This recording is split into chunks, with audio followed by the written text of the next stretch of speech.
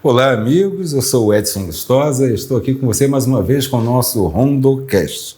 Hoje é quarta-feira, é dia do Rondocast Cultura, que eu pretendo daqui uns dias começar a apresentar com meu amigo Alexandre Dourado, mas hoje não foi possível para o Alexandre estar com a gente, né? Está resolvendo algumas coisas pessoais. E nós fomos aqui socorridos pela nossa colega Miriam Peia Franco, que é a nossa parceira do Rondocast Saúde, que vai ao ar a partir da próxima terça-feira, né? Nós vamos falar sobre internação hospitalar, né? Os aspectos das relações de consumo, de quem se interna, das condições dos hospitais que internam. E hoje nós recebemos aqui como nosso entrevistado o professor Anderson Bem-vindo. O professor Anderson Bem-vindo é egresso da nossa Universidade Federal de Rondônia, mas que traz em seu currículo algo muito especial. Ele é filho do nosso saudoso Bem-vindo, que foi um dos compositores que deu a cara, eu acho, assim, da música de Rondônia, uma pessoa que deixou muita saudade e que hoje se faz presente ainda na música, né, na pessoa do seu filho, professor Anderson Bem-vindo, que é não só músico, mas é também compositor, é empreendedor da área do ensino musical, né, e professor de música, né? Então, uma pessoa que vem aí somando para um desenvolvimento da cultura artística de nosso estado, né? Professor Anderson, seja bem-vindo, né? Então, em que momento, professor, assim, que a música deixou de ser algo natural, algo porque fazia parte do seu dia a dia, né? O senhor se criou ali no meio da... Seu pai, além de músico, eu me lembro que ele também era luthier, né? E o senhor cresceu no meio dos instrumentos, né? Das caçambas e das cordas ali. Em que momento a música, o senhor passou a ter uma outra percepção dela como uma opção profissional? Ela deixou de ser aquilo tão doméstico, tão caseiro, tão habitual, para ser algo que o senhor encararia profissionalmente? Eu acho que, de certa forma, a profissionalização foi natural, assim, né? Uhum. Porque acho que quando eu entrei no dia, eu fiz outros cursos, né, inicialmente, mas à medida que eu fui pegando alguns trabalhos cada vez mais profissionais com um peso maior, né, eu fui entendendo que a música era um caminho, né? E aí também tem toda a questão do espaço-tempo, né? Então eu estava num momento em que já tinha o curso de licenciatura em música bem mais estruturado, assim, na universidade. Via de alguns trabalhos que eu havia feito com a galera do teatro, né, de direção musical. Então esse foi um momento, assim, de onde tudo culminou, né? Os trabalhos mais robustos em relação à música. E esse momento que decidi a carreira, né? E aí, quando quer justamente olhar para a universidade. Então, de certa forma, coincidiu a opção pela formação acadêmica com a opção pela profissionalização. Eles aconteceram simultaneamente? Foi simultaneamente. Já vim desempenhando alguns trabalhos musicais, assim, né? Trabalhei com o Mado, dirigindo musicalmente algumas peças dele, né? Inclusive era um texto do Bazinho, né? Antônio Serpa do Amaral, escritor. E acho que a partir desse contato mesmo, assim, né, com essa possibilidade, que me surgiu o curso de música como uma opção, né? Até então eu cheguei a cursar História, né, na Uni. Ah, você fez História? Cheguei a cursar. A Miriam também, da História. E eu fiquei muito nessa, assim, sobre o dar aula, né? Eu fiquei pensando, se eu quero dar aula de algo, a música para mim me soa muito mais natural. Então, por isso que eu, né, disse assim no início que o caminho da profissionalização também está dentro desse rol da naturalidade, né, de vivenciar a música. E aí, quando o senhor fez música, eu presumo que o senhor aproveitou as matérias pedagógicas, foi um curso mais rápido, no caso. Hoje a música na universidade ela tem uma característica que ela entra no segundo semestre. E aí quando eu tive que fazer o Enem de novo para mudar de curso, então eu ainda tive aí um ano, né, cursando História, até o ingresso efetivamente. Então foi o período que eu fui acrescentando ali as matérias de pedagogia, assim, didática e afins, para poder aproveitar. Então eu fiquei um tempo assim, já fazendo algumas matérias, já pensando no aproveitamento na licenciatura em música. E ter feito a licenciatura em música depois de ter criado esse pensamento crítico, né, que a teoria da história nos dá, acho que me fez aproveitar a universidade, o curso, de uma maneira muito diferente se eu tivesse entrado de primeira só para fazer música, né? Então já tinha uma vivência o que era a universidade, né? Sobre como havia também esse processo de fomento à cultura dentro da universidade, entender a estrutura e principalmente de ter desenvolvido esse pensamento crítico, né? Frente às leituras, frente aos textos, né? Isso tudo me ajudou, acho que no curso de música eu estava mais maduro, digamos assim, né? Nesse sentido científico e tal. E Anderson, a questão assim do gosto pela música, apesar da sua vivência, né, de infantil, você está no ambiente por conta de seu pai. Como é que foi assim a sua opção? Eu vou trilhar esse caminho. Como é que foi o gosto dessa percepção? Porque é o momento que a gente começa a articular o que a gente ouve, né? Porque a gente tem essa influência em qualquer lar, né? A gente tem essa influência principal assim da cultura que os pais fornecem pra gente, e tem aquele momento que você começa a identificar o que eu gosto, né? O que eu gosto de ouvir, que é a adolescência, né? Que é esse processo de individuação, assim, né? De forma mais robusta mesmo. E o primeiro caminho para mim foi rock and roll. Eu escutava muito rock, assim, por conta do papai, por conta da minha tia, mas quando eu descobri essas bandas, né? Na adolescência, que eu comecei a criar um primeiro caminho assim do que eu gostava de ouvir. Sim. E depois escutando muita música brasileira também, vendo principalmente rock brasileiro dos anos 70, né, que traz novos baianos, uma coisa que mistura muitos ritmos, que me trouxe para esse caminho de perceber essa potência, né, de juntar coisas diferentes para fazer uma música universal, assim. Então eu sinto muito esse período da adolescência como um período de descoberta do que eram os meus próprios gostos musicais mesmo, assim. E a sua convivência com o seu pai, ele falava sobre isso, sobre o seu direcionamento nisso, ou era uma coisa mais... Era muito livre, assim. Era livre. Mas ele lhe deu algum conselho técnico, assim, alguma coisa, algum direcionamento, uma base de reflexão sobre... As primeiras aulas que eu tive de música foram com ele, né? Então, tanto que eu costumo dizer que eu não lembro o momento que eu passei a tocar, porque para mim eu acho que sempre estive tocando, né? Então era muito natural.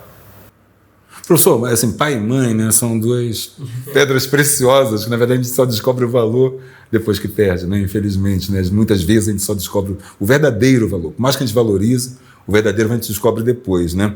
Houve assim algum conselho técnico, uma recomendação, uma reflexão filosófica que ele passou, que só os anos lá na frente que fizeram dizer assim, papai estava certo? Eu convivi um momento, né, com meu pai enquanto artista, assim, né, tendo essa visão dele de artista, em que ele... Acho que eu já vi isso acontecer com muitos músicos mais velhos, assim, de não escutarem muitas coisas externas, né, de estar num processo de buscar uma poética que é só dele, assim, né. Sim, sim. E isso eu acho muito interessante, assim, porque era um momento que meu pai já não ouvia outros artistas, né? De tanto que ele estava focado em desenvolver o aparato musical dele, as técnicas de composição dele, assim, né? E nesse sentido, assim, mais técnico, eu acho que o próprio exemplo dele, assim, né? Porque, né, foi a minha primeira infância, então ele deixava a gente muito livre, né? Para desenvolver, ele tinha uma sensibilidade muito grande, então as primeiras aulas que eu fiz em relação à arte foi a desenho, que ele me matriculou. E depois comecei a tocar com ele algumas coisas. E acho que o conviver com ele era muito esse caminho técnico, né? Então eu via ele compondo para a carreira dele como artista, mas via ele compondo para publicidade, né? O trabalho dele, né, dando aula também ali na General Osório. E acho que o conviver com ele, acho que foi um grande exemplo, né, de desenvolvimento assim da carreira musical, das técnicas e tudo mais. Nunca houve um direcionamento, acho que meu pai não queria forçar um caminho, assim, né? Acho que ele me deu opções para escolher o caminho de ser compositor ou não. Mas houve alguma influência estética dele no seu trabalho? Assim, o senhor identifica alguma? Sem dúvida, assim, principalmente essa relação com a música New Age, assim, né? Que era algo que ele desenvolvia bastante, né? Então acho que... E para as coisas que a gente assistia e tudo mais, então sempre gostei muito dos sons de sintetizadores, né, sons mais eletroacústicos, né? E era uma coisa que meu pai gostava bastante, né? Quando ele gravou, já os últimos trabalhos dele foram ligados à União do Vegetal, né? Sim. Então tinha bastante a presença de teclado sintetizador, inclusive o Gary, né? O Carlos Gary gravou junto. Então essa sonoridade, né? Com síntese sonora, né? Que lembra um pouco também o rock progressivo dos anos 70, é uma coisa que com certeza veio através do meu pai. Assim. Era uma absorção natural, então, né? Não era talvez algo direcionado, né? Sim. Mas aí, Miriam, também temos que ver o outro lado, né? Em algum momento o senhor se policiou também? Isso aqui é muita influência do meu pai, eu vou usar menos, houve algum... Sim, sem dúvida, sem dúvida. Principalmente assim, com 20 e poucos anos, né? Porque, claro que pra mim era muito legal, assim, né? Ter sempre a referência do meu pai enquanto artista, quando eu estava descobrindo mais.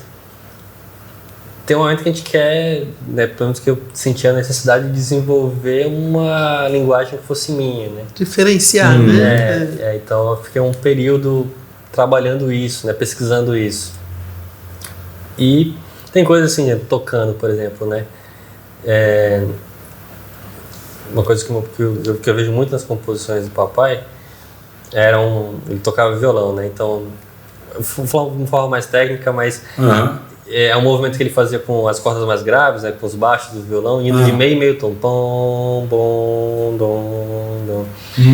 Então, quando eu via isso na minha composição, sabe? Isso tá porque meu ouvido, né? É um vocabulário musical que eu peguei dele, assim, né? E aí, quando a gente começa a reconhecer essas familiaridades, a gente pensa assim, então qual caminho diferente, assim, no sentido técnico mesmo, eu posso fazer para compor de uma forma diferente, né? Mas dialogando com esse legado, né? Não, sem dúvida. Acho que esse diálogo ele tem que ser permanente porque faz parte dessas bases, né, das nossas raízes, né? Mas eu consigo perceber coisas que eram típicas da forma dele compor musicalmente, né? Principalmente nesse período assim do Inário, né, que ele teve mais à frente, assim, que era um período que eu acompanhava muito ele também nos estúdios e tudo mais, né. Professor, vou só fazer um adendo aqui, você que está acompanhando ao vivo aqui pelo Facebook, o nosso Rondocast, depois ele fica disponibilizado no YouTube, canal Rondocast. Aí você vai procurar lá dentro do canal Rondocast a playlist de cultura. E lá vai estar algum material que nós vamos disponibilizar, né? Para vocês aprofundar um pouco mais, saber quem foi o bem-vindo na música de Rondônia, né? Vamos ilustrar com algumas fotos, alguns materiais para ficar um material mais rico, né? Vamos aproveitar essa oportunidade que a edição do vídeo dá, né, Miriam? Para deixar no YouTube depois algo, né? Com esse recurso aí de imagens e edições, né? Mas eu só queria lembrar aqui, professor, que o senhor falou aí que o senhor gostava do rock, né? Tá? E eu gostei que o senhor falasse para nós sobre essa relação do rock com a música erudita, porque a gente às vezes tem uma visão distorcida do que é rock e do que é música erudita, né? Eu me lembro que na época que eu era jovem, né, mas já era nascido, Rick Wakeman, né, era um ícone dessa junção, não é isso? Eu tinha um tio meu formado em música pela Escola Nacional de Música da FRJ, né, careta, né? Ele cantor lírico, caretão mesmo, e adorava Rick Wakeman. Olha só que coisa, né? E ele dizia que até as palavras, tinha umas músicas que o Rick Wakeman declama, né? Falas. Ele dizia que até as palavras faladas do Rick Wakeman estavam dentro de uma visão, né? de música erudita, né? dentro da obra. O senhor, como é que o senhor vê essa relação, então, assim, o que foi efetivamente o rock? Quando fala rock, no senso comum, né, está associado mais à rebeldia, né? E o senhor falou da importância do rock na sua formação musical, né? Então, gostaria que o senhor discorresse para nós assim, sobre, primeiro, o que é o rock, né? E por que ele foi importante para o senhor na sua formação musical. Perfeito. Eu acho que o rock é muito uma abordagem musical, né? Se a gente for pegar assim, a origem, ele nasce ali no sul dos Estados Unidos, né? Com a população negra, né? Então, com as raízes ali no blues, no rhythm blues, né? E aí um dos gêneros se chamava jump blues, que era um blues um pouco mais acelerado, né? E ele nasce dessa mistura do blues com country, com os ritmos urbanos que estavam surgindo, né? Em Chicago, por exemplo, os instrumentos elétricos. Então ele nasce nesse contexto, né? E, claro, décadas passaram, foi se assimilando muita coisa. E na década de 70, a gente tem um movimento muito interessante, que é o movimento rock progressivo. Né, que, né, o rock and roll, né, que é esse gênero mais ligado à tradição do sul dos Estados Unidos, da população negra, ele é fundamentado em 4 acordes, né, quatro funções de acordes, né, a tônica, a dominante e a subdominante, ali são 3 funções harmônicas. E aí, nesse período, final da década de 60 e dos anos 70, surgiram muitas bandas tentando buscar progressões de acordes mais complexas, né? E aí se deu o nome de rock progressivo. Por causa das progressões. Isso, e aí... Você conhecia essa etimologia aí? Não, né? Não, só interessante, do progressivo... Onde é que está o progresso, né? Agora nós aprendemos aí. É a primeira banda, assim, que faz isso é o Procol Harum, né? É uma música, White Shade of Pale, né? Que é uma música que tem um poema enorme e uma música longa também. E aí esses compositores começam a pesquisar, dentro das formas de música erudita, como abordar o rock and roll, né? Então, passam a incorporar suítes, movimentos mais complexos, a improvisação também, né? Tem uma banda chamada Emerson, Lake and Palmer, que começaram a fazer muitas releituras de composições, né? De composições da tradição erudita também. O próprio Rick Wakeman, né? Que vinha ali já misturando os teclados, os sintetizadores com orquestra, né, com recitativos, como você mesmo disse, né? Então foi um movimento muito grande, assim, em buscar ampliar esse vocabulário, né, técnico musical dentro do rock and roll.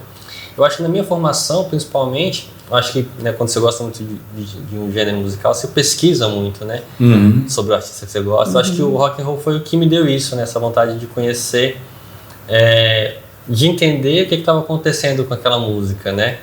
Esse espírito de pesquisar a biografia, pesquisar essas influências todas, né? Pô, como é que movimentos foram percussores, sei lá, do Pink Floyd, para ele usar um sequenciador na composição tal, On The Run, por exemplo, né? Então, essa vontade de pesquisar, de saber como aquilo funcionava, veio para essa empolgação no rock and roll.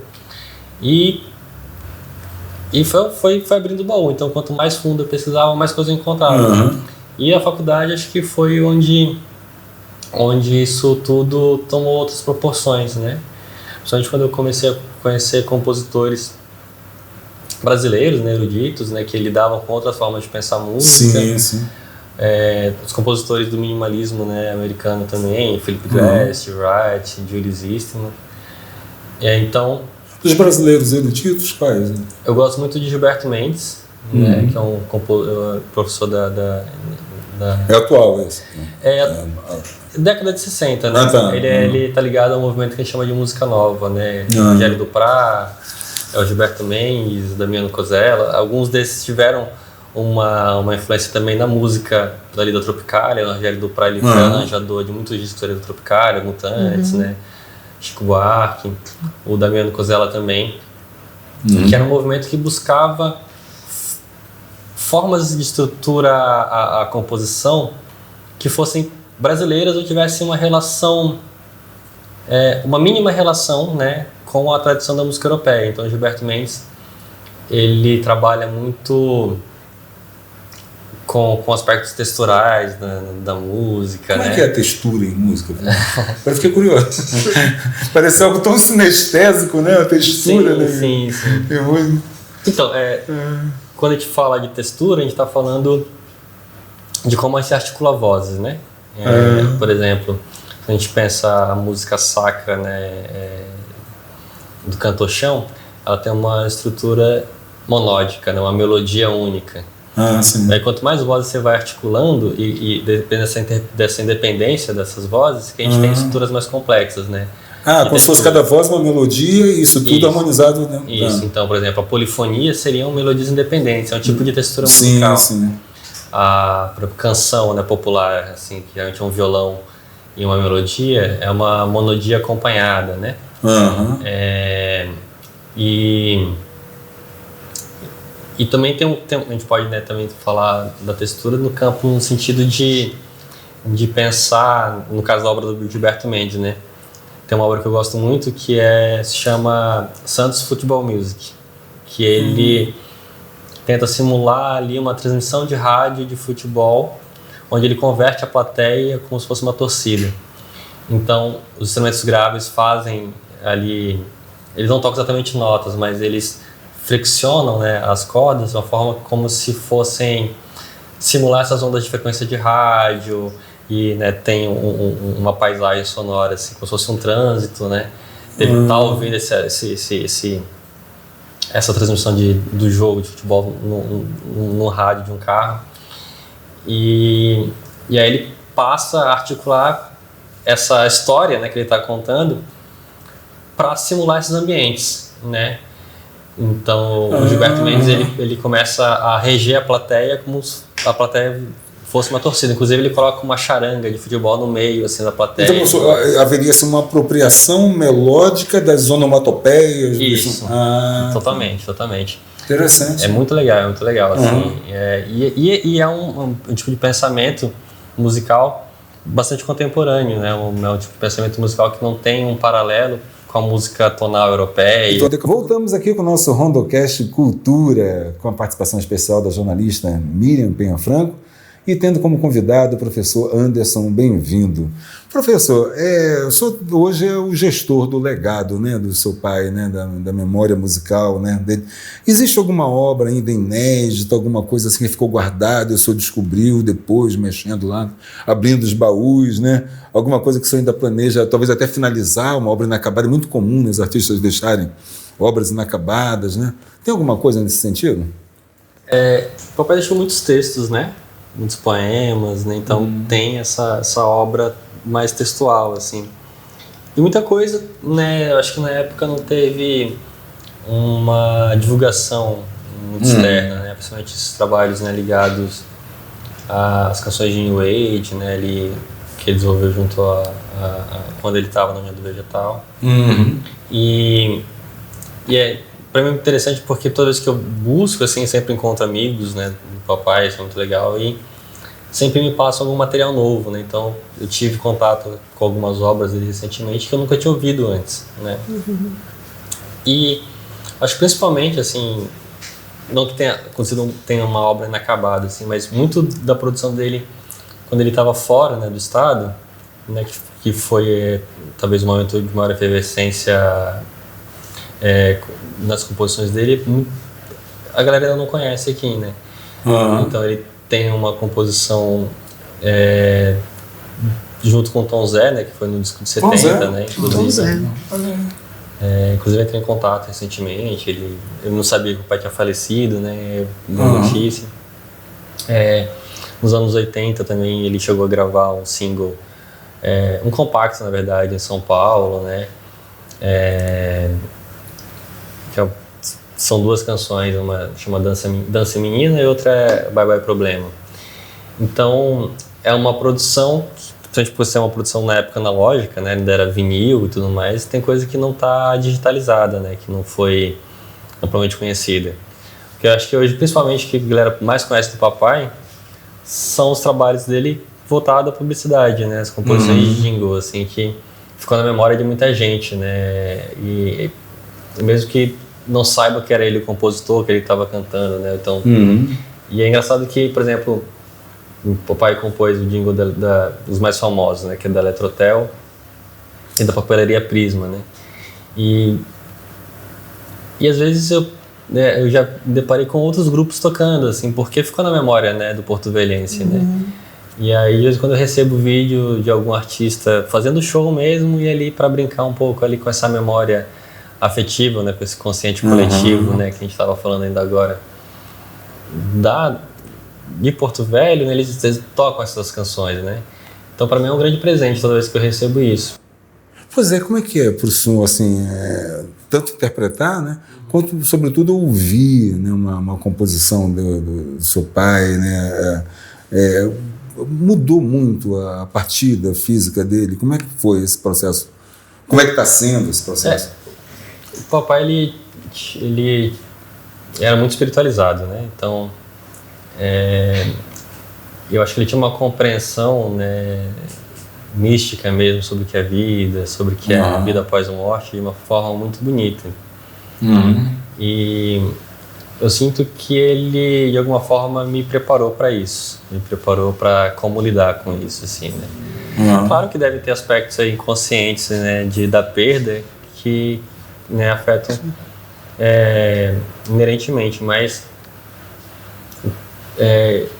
eu tinha uma consciência muito clara de que não era um falecimento, né? Que era uma transmutação de uma energia física para uma energia não física, para uma energia etérea. Uma fluida, né? Uma passagem. Uma passagem. Então sou muito grato por esses ensinamentos, né? Que me acompanham até hoje, né? No meu sentido, assim, de desenvolvimento espiritual mesmo, né? Então... Quando você tem contato com a obra dele, como é que... Ainda mais assim, quando é outra pessoa cantando, tocando, você está ali ouvindo, como é que é? Assim? É de uma gratidão muito grande, assim, né? Por tudo que ele construiu, pelas batalhas, né? Até porque meu pai, ele estava num outro momento, assim, da cultura de Rondônia, de Porto Velho. Talvez se ele fosse um artista atual, ele tivesse outras oportunidades, né? Acho que era um momento um pouco mais enrijecido, assim, de certas memórias. Inclusive, eu estava lendo um texto, acho que era do Alto Madeira, acho que do Bahia, né, José Ailton. José Ailton Bahia. Que comentava, era uma resenha, né, que ele comentava como a obra do meu pai talvez não era uma obra para aquele espaço-tempo, né, que era uma obra para ser ouvida e fruída e ser compreendida mais futuramente. E é o que eu percebo, assim, né, por esse trabalho que ele desenvolveu, o trabalho que ele teve também em São Paulo, né, a banda dele, Perfume Azul do Sol. Muitas pessoas conhecem, né, por essa facilidade de contato com as redes sociais e tudo mais, e vem perguntar, me adiciona para perguntar se tem alguma memória, se você tem alguma informação. Então eu sinto como se ele tivesse jogado uma garrafa no mar com uma carta dentro, e que aos poucos essas pessoas vão descobrindo. E eu lembro, assim, a primeira vez que eu ouvi de novo, assim, a voz do meu pai, depois do falecimento, né? Então demorou um tempo até eu ter essa coragem, e eu senti muita gratidão mesmo, assim, porque às vezes as pessoas podem ter na memória, né, de um ente uma foto, uma roupa, e mesmo depois do falecimento do meu pai eu posso ouvir a voz dele, né, cantando, ouvir a obra dele. Então ele teve a oportunidade, né, de ouvir o som cantando? Como é que foi? Ele partiu ou só tinha que idade? Né? Eu era muito, muito novo, né? Eu tinha 10 anos. Eu já acompanhava ele, né? Já cheguei a tocar algumas vezes com ele, mas ainda era muito incipiente, estava muito novo, né?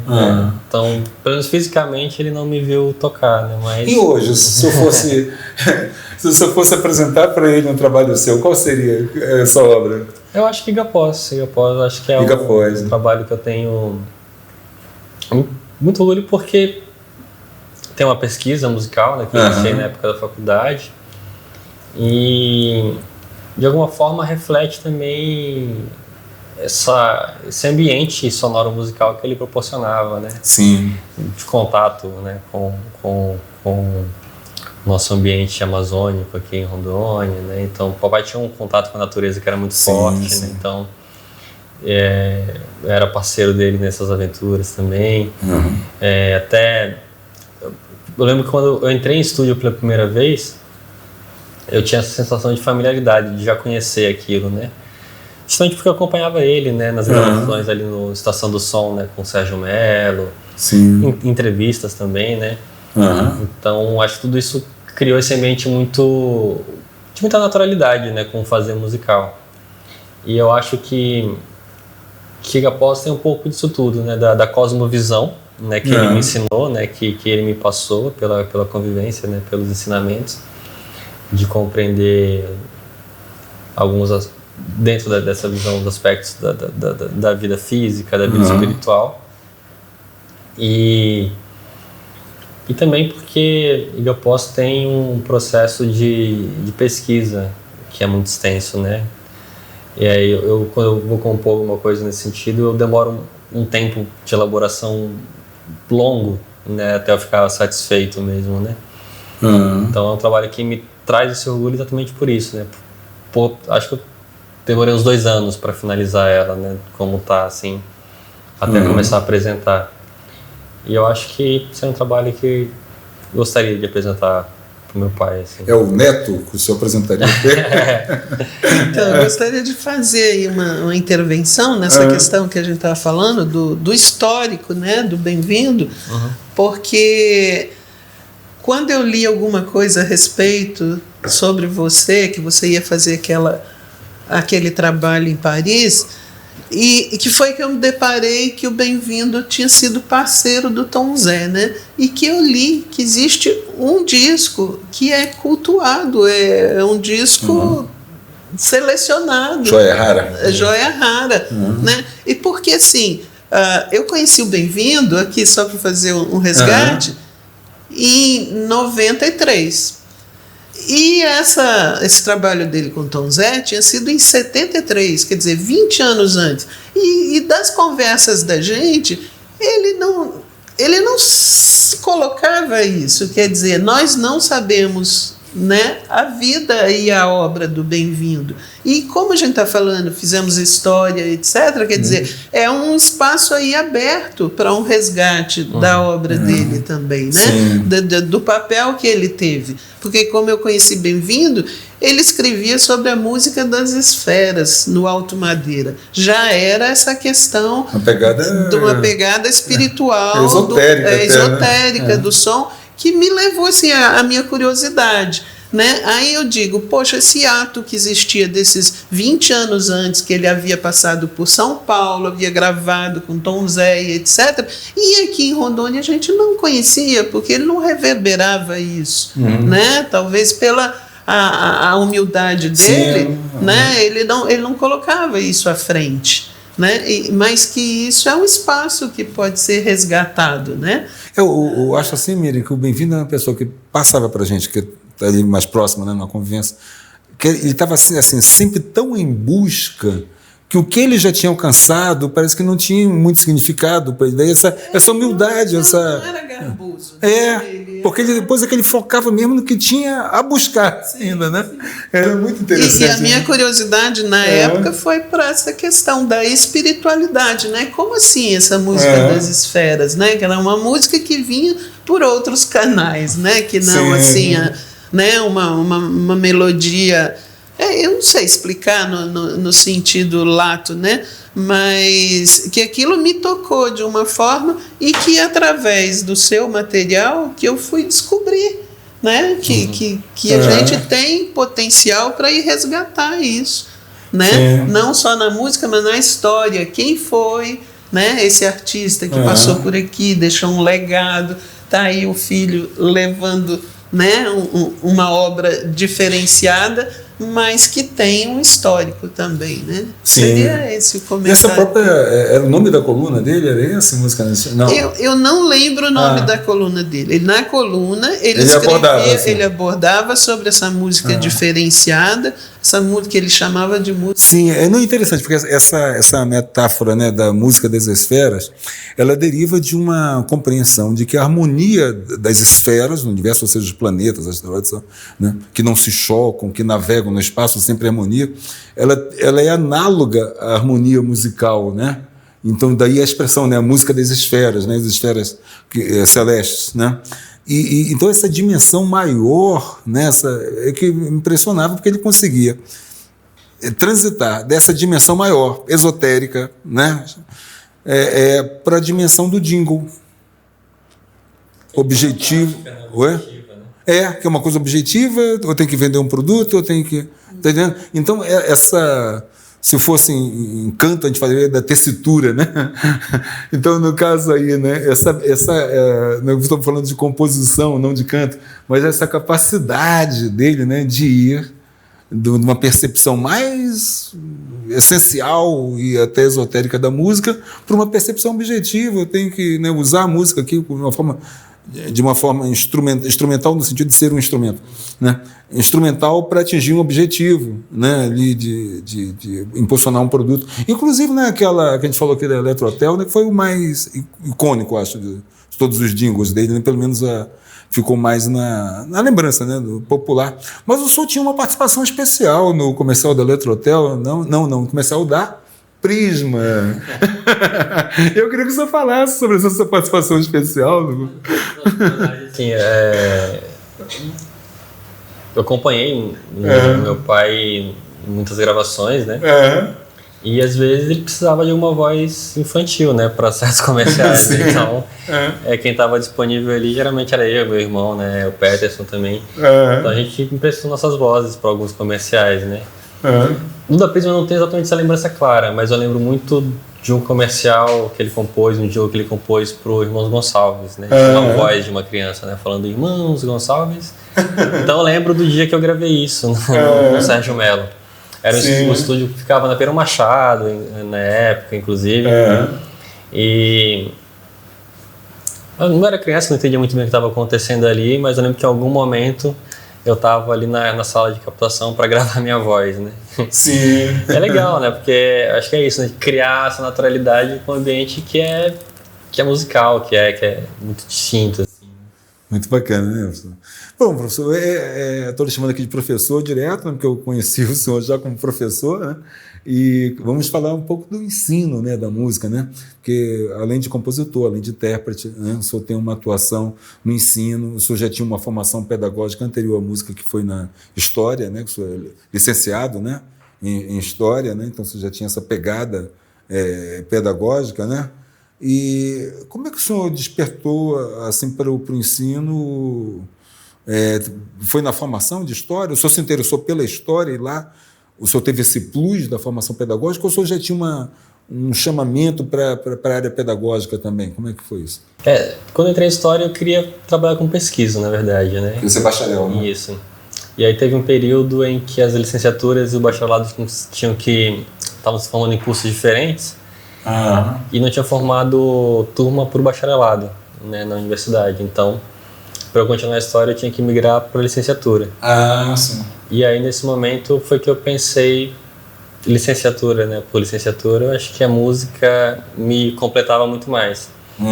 Na verdade, eu respondi uma pergunta interna, que era como eu poderia ajudar as pessoas, né, com a minha formação. Sim. Claro que com as minhas opções assim, profissionais, eu tinha respostas, mas as respostas mais convincentes eram com música. Então o processo da pedagogia de forma mais acentuada na minha vida, assim, vem com a licenciatura em música mesmo, né? Tá. Com as abordagens da pedagogia musical. Né? E é legal, assim, porque muita coisa que eu fui estudando, eu começava a perceber no meu próprio processo, né, de educação musical, né? Disso de ser educado musicalmente pela exposição, né, de criar essas, o que a gente chama de condutas musicais, né, a partir da exploração, que era o que eu fazia ali com o meu pai, né. Eu estava no ambiente musical, né, contextualizado, e tinha essa liberdade de explorar musicalmente, né, tudo que eu estava fazendo ali. Inclusive cheguei a tocar com ele ainda criança, assim, acompanhar com percussão e tudo mais. Mas assim, esse gosto pela educação veio principalmente na educação musical, no contato com os pedagogos musicais. Desculpa, você percebeu que poderia colocar esse conhecimento para ramificar no ensino? Isso. Seria isso. Justamente. Agora, eu vou falar uma coisa para o senhor. Eu estudei no Colégio Pedro II, no Rio de Janeiro, é um colégio diferenciado, né? O único colégio citado na Constituição Federal, né? Que fica na esfera federal até hoje. E lá, obviamente, o currículo era... Mas eu dei latim na sétima... Eu já estava extinto o latim na grade comum. Eu ainda dei latim na sétima, eu estava sério, muito do que eu sei de português. Na verdade, aprendi estudando latim. E a gente tinha aula de educação musical, né? Então, pelo menos eu sabia o que era um pentagrama, uma semifusa, uma colcheia, né? Aqueles elementos básicos. Mas, muito mais do que isso, eu tinha uma educação musical no sentido de perceber, de entender uma obra, de saber ouvir, de, né, discernir, né? A música, professor, ela tem acho que uma missão muito importante na formação do espírito, né? Das pessoas. Eu acho que isso é fundamental. A gente, sem querer ser careta, né? Preconceituoso, Mas a gente vê umas coisas aí que eu acho que não contribuem em nada, nem para o enriquecimento cultural do país e muito menos para o enriquecimento das pessoas que estão participando dessas manifestações, né? Chamo de culturais, para mim são anticulturais, mas tudo bem. Então, assim, eu sonho, né, com o resgate disso, porque a gente vê que nas escolas nós não temos mais, é verdade. Saiu do currículo e também, assim, a gente está numa perspectiva, Miriam, agora com a educação integral, né, que ela obriga a ter uma atividade extracurricular e extra sala de aula e talvez até extra muros da escola para complementar os horários, né? Então eu torço assim, né, que as crianças agora possam, né, e visitar museus, visitar parques, visitar, né, ter atividade que realmente, né, e aí quem sabe, né, a música entra aí.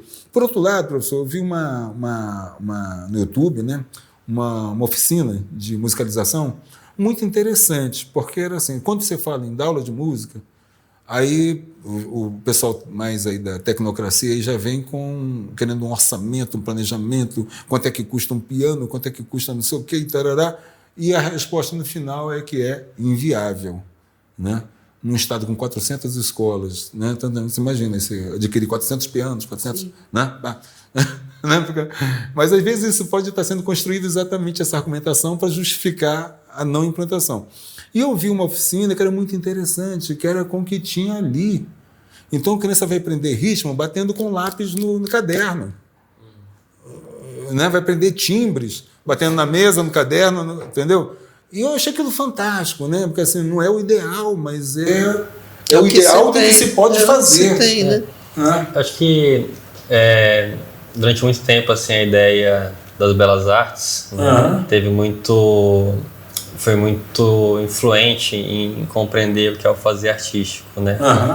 E acabou para a música fechando porque a gente tende a olhar para o fazer artístico, para o fazer musical com um olhar mais tecnicista, né? E a gente esquece que a música ela é uma função de expressão praticamente natural, né? A criança ela canta antes de falar, né? A produção sonora ela faz parte, né, da nossa vida. E o fazer musical ele é uma habilidade quase que natural, né? E distanciar ela do nosso fazer do cotidiano que é colocar nesse pilar, né, de belas artes. Sim. E aí essas abordagens que trazem a música para outros fazeres musicais que libertam da ideia de que eu preciso de um instrumento, eu preciso desenvolver uma técnica específica para tocar, torna muito distante, né? E imagina, uma criança que gosta de desenhar, ela vai deixar de desenhar e de sentir o prazer com aquilo se ela não conseguir um produto final, sei lá, dentro de uma forma renascentista, assim, eu vou deixar de pintar, de desenhar se eu não pinto igual o Leonardo da Vinci, eu vou deixar de nadar se eu não nado ou que eu não disponho de pincéis, de pelo de Marta, né? Porque o próprio processo é gradativo. Exatamente. Também, exatamente. Né? Então, eu acho que o foco no processo é isso, né? De você estabelecer uma conduta de criação sonora, né? Então, por isso que a gente pode fazer música com sons do corpo, né, com a percussão corporal. A escola pode vir como um despertar, né? Naqueles sentidos. Exatamente, né? uma pedagogia do despertar musical. Porque se a gente for olhar só pelo aspecto técnico, os instrumentos são caros, né? A manutenção dos instrumentos musicais são caros. Fica elitizado tudo, exatamente. Distanciado por causa da dificuldade de acesso, né? Justamente. E quando os elementos estão ali presentes, como você diz, de bater o lápis e entender o som e ver ritmo, as experimentações. Né? De observar o mundo ao redor, como ele é potencialmente sonoro, sonoro essencialmente e potencialmente musical, né? Tem um pesquisador, Murray Schafer, que ele fala exatamente disso, né, de que existe uma paisagem sonora, né, circundante, né, e tudo isso são elementos que a gente pode trazer para a música contemporânea e tudo mais. Então eu acredito muito nesse processo da educação musical de uma forma de criar essa capacidade de que eu consigo, de que eu sou capaz. Porque se eu consigo fazer um pulso rítmico ali usando essas xícaras, Sim. eu vou conseguir com uma bateria, num piano, né? Eu acho que é não criar aquele trauma de, pô, tentei e não consegui. Por isso que eu acho que a música na primeira infância ela é muito importante, né? De criar esses pensamentos de que eu sou capaz, que eu consigo compor, né? Que eu consigo criar. E a criança ela tá o tempo todo compondo, inventando canções, inventando melodias, e isso é lançar a mão de um pensamento criativo extremamente rico, né? Então, nós temos até um caso de gênios, né, como o Hermeto Pascoal, né, que chegou ao máximo, né, da apresentação artística da música fazendo esses experimentos, né? Totalmente, né, totalmente. Tocando na beira do copo com água, né, batendo, e conseguiu elevar isso, né? Experimentação, né? Porque não aproximar esse ambiente de experimentação musical do universo sonoro musical infantil, né? Sim, sim. Eu acho interessante pensar formas não convencionais de como escrever música, de como compor, né? De como pensar o universo sonoro, né? Mas, professor, você sabe que eu acho, só um instantinho, eu acho também que tem uma falsa, né, divisão assim, do que é técnico, do que é experimental. Eu falo no seguinte sentido: as pessoas, às vezes, até músicos, né, que estão aí tocando na noite e tal, né, gente que está atuando na área musical, tem uma visão um tanto distorcida e até preconceituosa em relação à academia, né? Nós fizemos recentemente um trabalho em que nós procuramos aproximar, né? Mas o professor Jonathan, por exemplo, ele deu uma oficina de notação musical, seria, né? Lá no workshop que a gente fez do nosso Rondofest, mas ele começou pela percepção, né? Foi até interessante, a pessoa queria usar lá o quadro negro, o data show, e já começar no... Não, ele levou todo mundo para a quadra lá da escola, foi na Jorge Andrade, tem um pátio, né? Para as pessoas andarem, experimentando ritmos, e depois aqueles ritmos... Aí depois ele transpunha aquilo para... Né, como fosse uma partitura, construindo a partir dessa percepção. Então é disso que a gente sente falta, porque havia toda uma cultura de fanfarras. Cadê as fanfarras das escolas? Né? As fanfarras predomina mais a percussão, é mais fácil, é mais em conta, né, para se manter, né, uma fanfarra do que uma orquestra, obviamente, né? Mas isso parece que se perdeu. Você tem visto fanfarra nas escolas? Não, tem também muito distanciado, né? Eu conheço pessoas aqui que têm gosto, que assim, seguiram, né, nas escolas e tal, mas foi se dissolvendo, né? Houve perdas, né? Sim. Significativas, né? Agora, Anderson, a gente, diante de todo esse quadro que você passa para a gente, a sua música, o seu trabalho em relação ao ambiente rondoniense, amazônico. Assim, o que você diz sobre isso? Uau. De modo geral ou mais específico assim, da composição Igapós? O Igapós a gente já vê pelo título, né, que tá ligado, né, a questão das águas e etc. Mas fala sobre isso pra gente. Eu acho que assim... Eu acho que criar é estar sensível ao que te rodeia, né? Que é próprio, assim, né? Então, quando eu estava compondo o Igapós, eu buscava muito me basear, como na experiência do professor Jonathan, no meu ambiente perceptivo, né? Então, lançar a mão de tentar traduzir melodias que eu escutava no meu ambiente, né? No que eu estava escutando nesses locais. E eu sempre fui muito fascinado pelo som de cigarra, principalmente dentro de floresta fechada, assim, porque tem muitos harmônicos. São vários, eu não sei se são vários ou se é justamente de estar num lugar mais alto, assim. Então, Igapós nasce de começar a levar o gravador mesmo para ambiente de floresta. Eu fiz isso. Isso, e buscar esse ambiente concreto, né, com a gravação. Então, a peça ela começa, né, com uma floresta, que foi um som que eu criei, na verdade, né, articulando vários sons que eu fui gravando, né, de forma sobreposta. buscando, né, caçando esses sons, principalmente esse som da cigarra, né, nas copas das árvores. E quando eu escuto isso, o meu ouvido me leva me leva a escutar algumas melodias, né? Então, ela nasce dessa observação, né, do que eu estava escutando, e tentar caçar ali dentro, né, dessa amálgama de som de floresta, né, dos pássaros e das cigarras, algumas ideias de melodia. Então, ela nasce a partir disso, né? E tem total a ver com essas imersões que eu fazia com meu pai, né, de ir para esses ambientes de mata fechada. E quando eu tive contato com eles, né, depois de adulto, eu busquei focar a minha escuta nessa tradução, né? Então ela é subjetiva, né? Outras pessoas talvez escutem melodias diferentes a partir desse ambiente, mas a Igapós, ela nasce essencialmente disso, e de imaginar essas paisagens sonoras, né? Então ela vem com esse som de floresta, e aí entra sons de síntese sonora, buscando essa tradução, né, essa adaptação dessas melodias que estavam na minha cabeça a partir desse ambiente que eu escutei. E depois eu introduzo ali o som das águas, né, e aí toda a composição que vem a partir disso também busca imitar esse movimento das águas, né.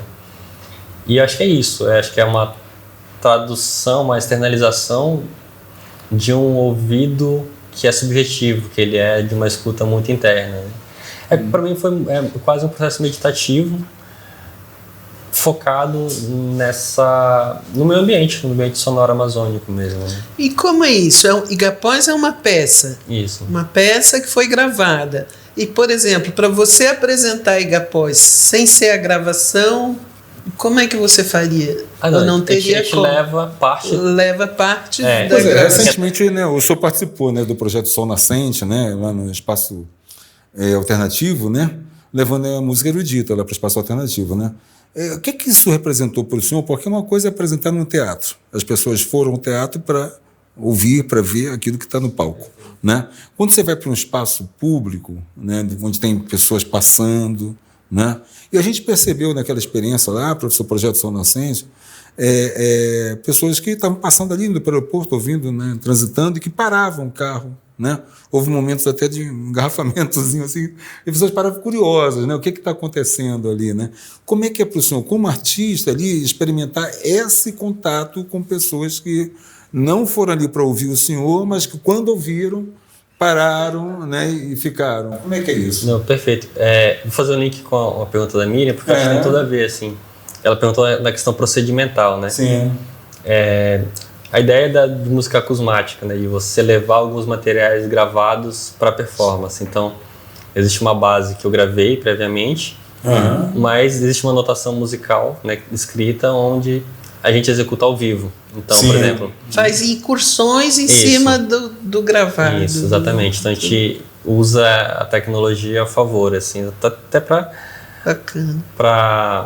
poder simular esse ambiente. E teve outras técnicas também, eu cheguei a gravar também alguns instrumentos percussivos para simular também uma floresta. Então, é muito misturado com sons naturais de floresta, os sons de instrumentos fazendo esse ambiente em floresta, né, e tudo mais, e a síntese sonora. Então, esses três elementos são articulados, né?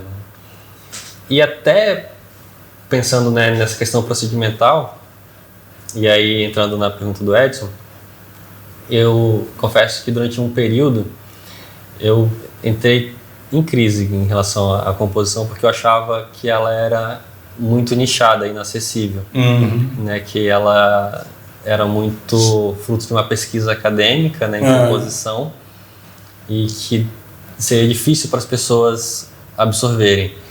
Então a experiência do Projeto Sol Nascentes foi muito engrandecedora e empoderadora, porque ali eu pude ver que mesmo o público leigo, né, que não tem uma preocupação em explicar os procedimentos, né, composicionais, eram afetados esteticamente. paravam para escutar. Não era uma banca de TCC, eram pessoas que... Havia ressonância, né, com as pessoas. Né? E esse processo, assim, foi muito... Porque até o Sonascentes, ela tinha um formato que eu chamava de performance... Chamava não, a classificação era performance sonora, né? Ela foi feita para o ambiente de museu, né? Com uma instalação, um ambiente fechado. E ali no projeto Sol Nascentes é que ela assumiu uma característica de concerto. Sim. Onde o público se relaciona de uma forma diferente. Então, ver que as pessoas estavam fruindo, estavam aproveitando e achando aquilo curioso exatamente por ser muito diferente, foi como se estivesse acalmando alguns nervos meus, assim, no sentido de, será que a minha obra é acessível? Sim. E essa ressonância foi incrível, assim, foi incrível mesmo,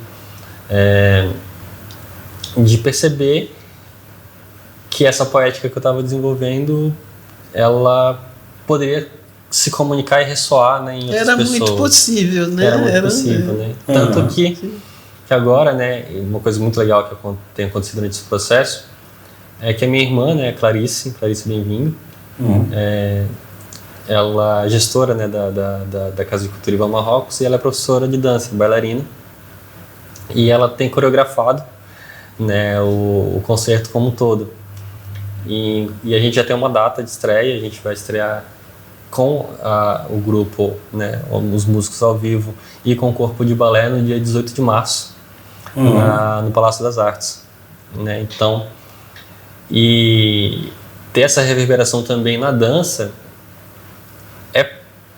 é um exemplo disso, né, de como a música toca as outras pessoas, reverbera em outras pessoas. Então,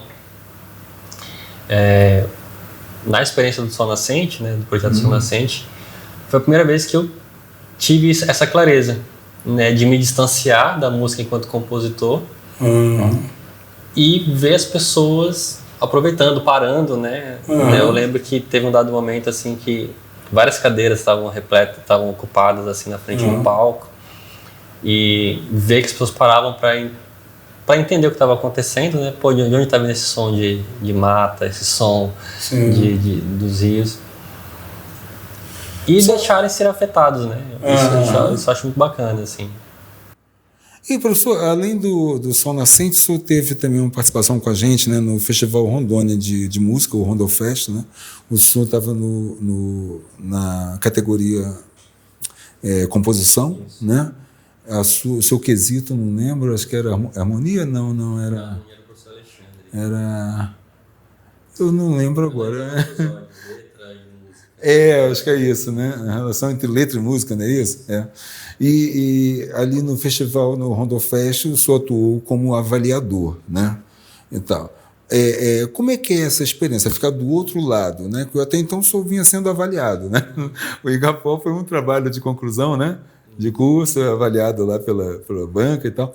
E aí, como é que foi para o senhor essa experiência de se colocar como avaliador, né? Eu digo isso, professor, assim, porque o senhor é daqui de Rondônia, o senhor vive aqui, o senhor está no meio daquelas pessoas que o senhor está avaliando. É diferente do senhor ser convidado a ser avaliador num festival em Roraima, né? Então, assim, como é que é essa experiência de avaliar aí? Como é que foi para o senhor?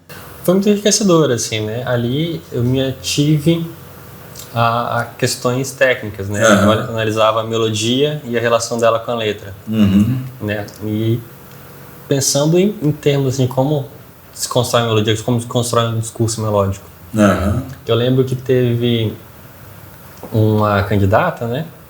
Porque a gente preenchia uma ficha, né? E essa ficha era entregue como devolutiva aos candidatos. Sim, exato. Que eu não lembro quanto tempo depois, foram meses depois, assim, acho que o festival já tinha acabado. Ela encontrou comigo e agradeceu pelas dicas que eu dei em relação à composição dela, né? Ela pôde rever alguns caminhos melódicos que ela tinha feito e usou aquilo para o processo de elaboração da música, né? Isso foi muito legal, assim, muito gratificante, né?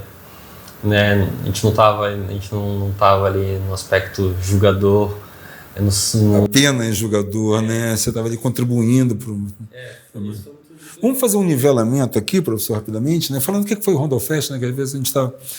o Rondofest, o Festival Rondônia de Música, ele foi o processo seletivo do projeto Registro Cultural, um projeto desenvolvido pelo Centro de Estudos e Pesquisa de Direito e Justiça, entidade que eu presido, focado nos direitos autorais. Então, a princípio, o Rondofest era apenas um processo seletivo, só que ele tomou a cena, né? Virou o grande produto, né? O Rondofest.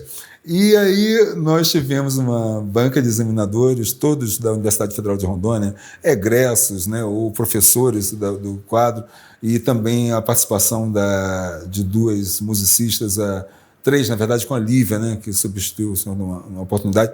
Mas nós tivemos ali a Judete, minha amiga Judete, né, da Canção Nova, Judete que veio de uma formação musical lá de São Paulo, e também a Amanda, né, que inclusive a Amanda ela não apenas compõe, como ela escreve, né, espetáculos, né, como foi onde eu conheci o trabalho dela, foi numa peça musical lá no Palácio das Artes. Então, nós tivemos um corpo de jurados assim de excelente nível. E o que era pedido dos jurados? Não era dizer qual o melhor, não, isso não era o gosto pessoal de cada um. Eles estavam ali, cada um atendendo a um quesito. No caso, o professor, a relação da letra e da música, da letra com a música, com a melodia. Eles avaliavam um quesito específico e, ao final, era um questionário, me lembro, né? Tinha perguntas e as notas... dentro daquela escala Likert que chama, né? Que é não, né? Um pouco, medianamente, muito, totalmente, né? Tá. E ali você atribuía pontos, né? De 0 a 5. E 0 a 4. 5 questões, 20 pontos. E aí, ao final desse formulário, desse questionário, havia um espaço. Qual a sua mensagem para melhorar o trabalho do artista, né? Era assim, não era justificar por que tirou ponto, assim, era dizer o que ele podia fazer para melhorar. E olha, professor, não foi só um, não. Eu vi vários que vinham agradecer as mensagens que vocês enviavam ali, entendeu? E me diziam, olha, já estou colocando em prática, eu só me dou a oportunidade de participar da outra eliminatória, porque diz assim, olha, já estou melhorando, já estou fazendo por onde, né? E foi um trabalho, graças a Deus, fantástico, foi com uma emenda parlamentar, vamos dizer, né, de autoria do deputado Alan Queiroz, através o órgão do governo que fez a parceria conosco, foi a FUNCER. Meu abraço sempre ao Leonildo Neri, ao Adson Cortez, lá são os diretores da FUNCER, que foram parceiros de verdade. A gente conseguiu ter uma final com a presença do Moacir Franco, né, que a gente trouxe. Talvez as pessoas não tenham entendido bem por que Moacir Franco, mas é simplesmente o mais longevo compositor e cantor que nós temos hoje, subindo aos palcos com 80 e tantos anos, acho que 84, uma coisa assim, né? Era isso que eu queria mostrar, um exemplo de vida musical. Inclusive ele narrou os percalços que ele teve na carreira musical dele, né? Quando ele saiu da política, que tentou voltar para a música, e as dificuldades que passou. Eu acho que era isso que eu queria, assim, que os nossos amigos músicos de Rondônia assimilassem, né? A coisa não é essa maravilha que você vê na mídia, não, porque quando a coisa está ruim, o cara fica fora da mídia, né? Esse é o primeiro sinal, né, de que o cara está ruim, é sair da mídia. Então é importante você ter um artista daquele nível, né, narrando as suas dificuldades, o que passou. Ele conta de quando ele se apresentou num circo para 17 pessoas, depois de já ser o Moacir Franco, não foi no começo, depois de já ter sido deputado federal. Ele querendo voltar para a música profissionalmente e passou por isso, né? Então isso foi o Rondofest. E o Sol Nascente, né, que nós falamos aqui, foi também um trabalho empreendido pela gente, juntamente com a Associação Cultural Amigos da Leitura, e a gente levou lá para o espaço alternativo o Juan Gabriel, né? Juan Gabriel, violonista, que apresentou uma peça de Vila Lobos, né? Eu não lembro o nome agora da peça, mas é uma coisa russa até, né? Uma coisa, um nome russo que traz uma coisa assim, não lembro agora. Pesquisar. O Juan Gabriel, trouxemos a professor Anderson Bem-vindo apresentando Igapós, e tivemos também a apresentação do coral da Escola de Música Zona Leste, ali da Zona Leste, do qual inclusive eu fazia parte. Não só eu, também o outro diretor da nossa ONG, o Edson Santos. E nós nos apresentamos, então, no coral, apresentando um cânone em latim, Dona Nobis Pátia, né? com o professor Bernardo Evangelista na regência, né? Então foi uma oportunidade, Miriam, de levar ao público, um público que a gente não conhecia, um público que não pagava ingresso, um público que ia passando por ali, que estava vindo do aeroporto, levar um contato com a música erudita, né? Nessas 3 vertentes, né? Canto coral, instrumental e o concerto, né? Abriu para mais edições, né? Para que aconteça. Né? Agora a Miriam tocou no ponto fundamental, né? Eu não conversei mais com o deputado Alan Queiroz, mas nós temos 24 deputados estaduais, né? Se alguém, né, sensibilizar, né, e quiser continuar, eu preciso, vou dizer aqui, eu preciso de emendas parlamentares para a gente fazer mais uma edição do Rondofest, se Deus quiser. Né? Os artistas profissionais. Os grandões têm, né? Então, os pequenininhos aqui, os tupiniquinhos aqui, vamos, né? Não, eu digo, os artistas, para tocar esses projetos, eles existem, né? Ah, sim, a gente tem que honrar o... Exato, dar as condições, né? Dar as condições. Tem, né? Exato. Então, eu queria pedir, né, se algum parlamentar, né, algum assessor de parlamentar estiver assistindo, nós temos aí o Projeto Sol Nascente, uma proposta muito bacana, e foi uma inspiração que me veio, na verdade, da professora Lívia Lavorente junto com a Judete, que elas queriam um apoio para divulgar a música erudita, eu desenvolvi, né, aquela ideia ali. E também o nosso Rondofest, que agora a próxima edição, Rondofest no coração de Rondônia, graças a Deus, que vai ser em Ji-Paraná, né, por isso que é no coração de Rondônia, né, que Ji-Paraná é o coração de Rondônia, nós vamos ter aí um apoio da deputada Rosângela Donadon, que está sendo acertado, né, a próxima edição do Rondofest, né, seja em Ji-Paraná. Mas então, só quis aqui abrir esse parênteses, professor, que a gente falou aqui do Rondofest, falou do Sol Nascente, e eu queria aproveitar também, já que eu falei do Rondofest Sol Nascente, agradecer muito ao senhor, ao Juan, ao professor Bernardo, né, que se dispuseram a participar daquela nossa primeira mostra ali, e mais uma vez agradecer ao Departamento de Artes, especialmente o curso de Música da Universidade Federal de Rondônia, que tem sido e será sempre parceiro nosso, né? Professor Kleber, professor Cristiano, professor Alexandre, professor Jonathan.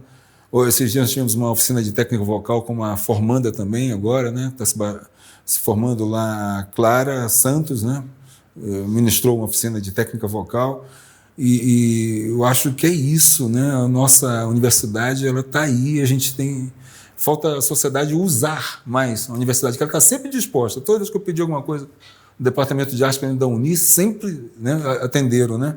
E a gente precisa fortalecer mais esse diálogo da sociedade com nossa Universidade Federal de Rondônia. Mas, seguindo, professor, então nós falamos da sua atuação como avaliador, né, mas eu queria saber também como é que o senhor avalia, no geral, a cultura musical rondoniense nesse aspecto da composição primeiro. Depois nós vamos falar também da interpretação e da fruição, tá? Mas, a princípio, qual é o cenário que o senhor vê hoje na composição em Rondônia?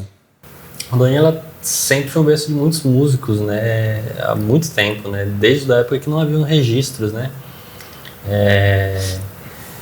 Registros formais, assim, fonográficos dessa produção. E a gente tem uma gama muito grande de compositores, né? De música popular, né? O Rondofest tem essa pegada mais abrangente, mas existem alguns festivais também voltados a nichos, né? Sim. O próprio Grego Autoral, que é focado em composições de rock, acho que tem um projeto de samba autoral também, né? E o carnaval e o samba são grandes exemplos, né? De redutos desses compositores, né?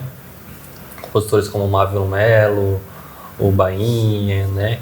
Que tem essa relação, né, com a festa, né, que é o carnaval. Mas, professor, desculpe, mas assim, eu me criei no Rio de Janeiro, né? E morava bem próximo do Morro do Tuiuti, que tinha a escola de samba Paraíso do Tuiuti. Eu era criança, ia dormir ouvindo ensaio, da escola que ele botava os alto-falantes. Né? E assim, quando a gente vai para falar de carnaval, na minha cabeça, é aquilo, né? É samba enredo, marchas, né? Marcha rancho, né? Então me vem, né, na cabeça o Bola Preta, o Bafo da Onça, o Cacique de Ramos e as escolas de samba, né? Estive no Carnaval de Recife, gostei muito, de outra pegada, maracatu, né? aquele ritmo, frevo, né? Que é o mais característico, assim, mais conhecido, e etc. Tá? Em Rondônia, qual é a tendência de estilo?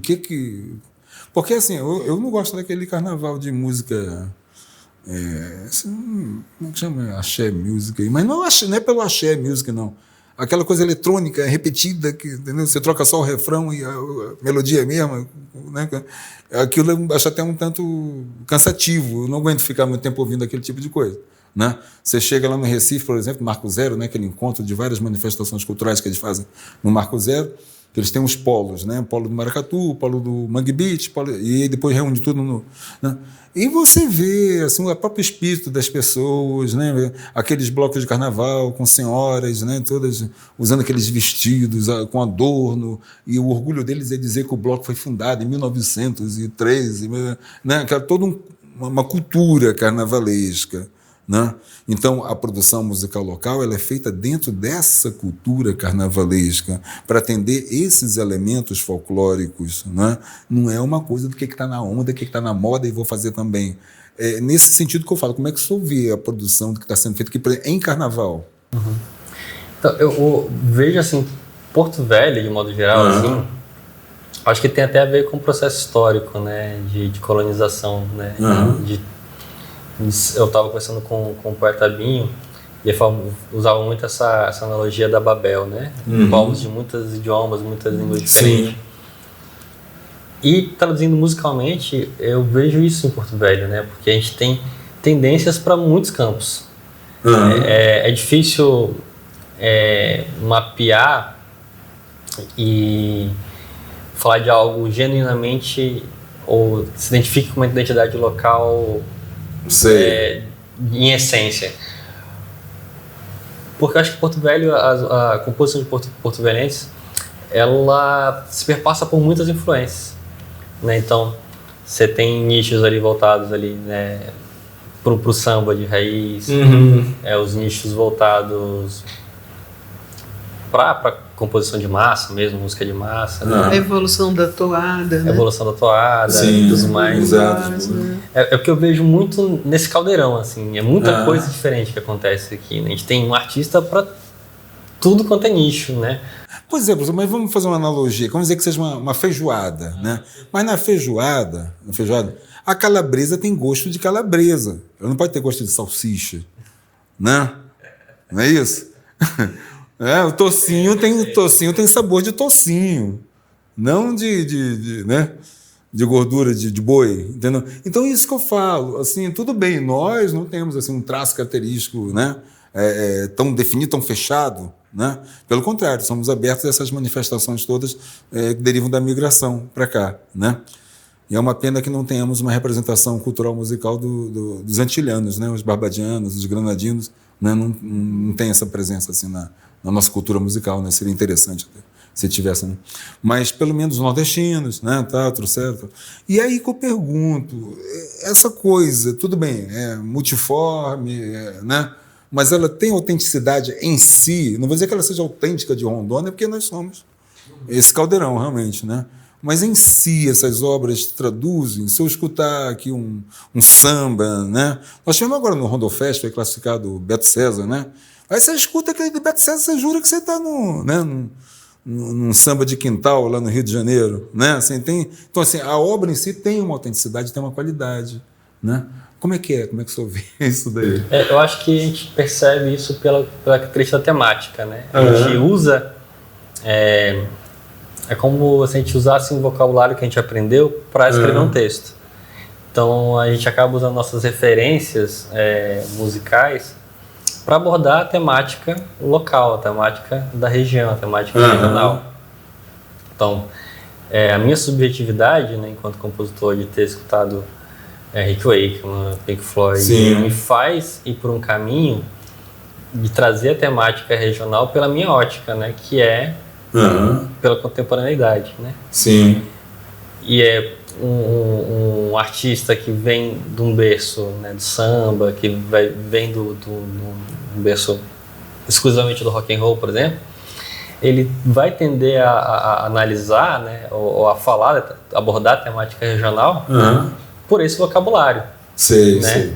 Por isso que eu acho muito interessante esse ambiente de diversidade, essa feijoada, né? Com vários sabores. E às vezes é isso, né? Às vezes a gente encontra essa temática regional em muitos gêneros musicais diferentes em Porto Velho. E que eu acho que é uma característica muito específica daqui, né? Eu acho que é uma característica positiva nesse sentido de que muita gente está buscando, a partir das suas referências, das suas subjetividades, um traço comum, né? Então a gente pode ter dos compositores, né, mais antigos aqui da cidade, o próprio Bar do Binho, que tem essa abordagem da temática regional, dialogando com a MPB e com outras misturas também. E a gente vai encontrar a temática regional, até em pagode mesmo, né? A gente tem um grupo de pagodes do município também, de música eletrônica, né? Eu lembro que eu vi no final dos anos 90 e nos anos 2000, assim, uma efervescência da house music em Porto Velho, que tinham composições. Claro que eram composições a partir da vivência subjetiva desses compositores, né? Dessa vivência ali de DJ Rogério, Guajara Mirim, essa galera toda. Sim. Que eu acho que é fruto desse caldeirão, dessa diversidade que é muito distinta. Então eu tendo a olhar para uma música a partir dessa perspectiva de compreender que aquele compositor ele tá naquela letra, naquela forma de se expressar, ele tá muito mais articulando essas influências que são subjetivas para falar do que é regional dele. Sim. Do que exatamente buscar algo que seja primordial, né, na composição, digo, desse campo, né. E quando a gente vai para a interpretação, falamos da composição, e na interpretação, qual o cenário que o senhor vê aí? Nossa, a gente tem grandes intérpretes, né, assim, acho que sempre teve uma tradição de intérpretes muito maravilhosos aqui, né, desde o início, assim, o próprio Walter Bartolo também, compositor. Sim. E com a profissionalização, né, que a gente vem observando nas casas de shows dos artistas, a gente também vê novos intérpretes surgindo cada vez mais técnicos, com potência, com estudo musical, né, apurado, né. Nós vimos aquela menina agora que ganhou o Rondo Fest, né, a Natália Rosa, né, foi um negócio assim. Agora é interessante, só vê a importância lá do nosso sistema de julgamento, porque ela inclusive, você vê que a humildade dessa moça, ela se apresentou e tal, foram 4 eliminatórias, se apresentou, ficou muito bem e tal, acho que foi quase nota máxima, né? Aí ela nos pediu que ela gostaria de se apresentar de novo, sem concorrer, só para receber nova avaliação dos jurados. Olha que grandeza de espírito, né? Eu falei, não, com certeza, né? Porque ela queria usar aquilo para se burilar para chegar na final, né? E não por acaso ela foi, né? Apesar de termos ali o coral, né? Do professor Gurici Marcha ali, temos outros que ficaram meio embolados ali, o primeiro, segundo, terceiro lugar, né? O nível estava alto, mas ela realmente fez assim por onde merecer, ela buscou, né? E tinha quesitos, né, na interpretação, como a apresentação pessoal, né? Presença de palco. E tudo isso ela trabalhou, o figurino, então, né, para chegar ali naquela performance, né, final, né? Então a gente vê, professor, assim, que o fruto que dá essa interação, como eu falei, do conhecimento acadêmico, né, porque as dicas que vocês deram ali naquele formulário influenciaram diretamente a performance dos nossos candidatos, né? O aperfeiçoamento. Tá, professor, falamos então do cenário da interpretação, do cenário da composição. Tá, e quando a gente vai para a fruição, o rondoniense, ele pode ser medido por aquele pessoal que vai para o espaço alternativo, bota um som nas alturas, ouvindo porcaria a madrugada inteira?